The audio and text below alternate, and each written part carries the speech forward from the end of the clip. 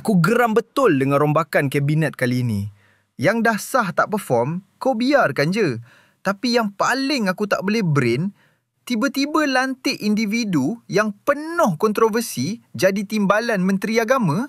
Ya, aku cakap pasal Marhamah Rosli. Macam mana Anwar boleh main lantik orang yang pernah terjerumus dengan dakwah New Age untuk jaga hal ehwal agama negara? Tak buat due diligence ke sebelum nanti? Dulu, Marhamah Rosli ni rajin promote fahaman feeling is prayer. Apa tu feeling is prayer?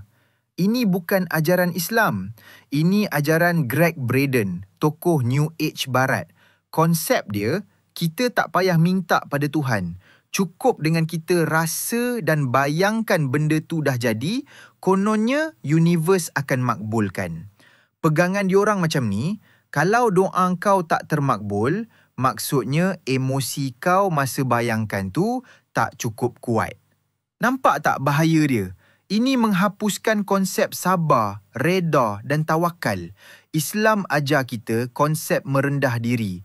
Nabi Muhammad sendiri menadah tangan, meminta pada Allah sebagai hamba. Feeling is prayer pula ajar kita sombong.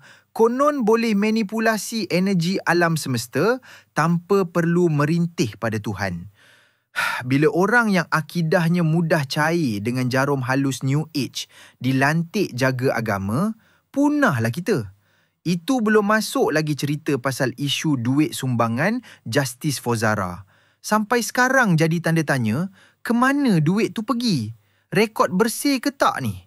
Bagi aku, ini bukan soal politik. Ini soal akidah dan integriti. Korang rasa macam mana? Layak ke dia pegang amanah ni? Cuba komen, kita bincang.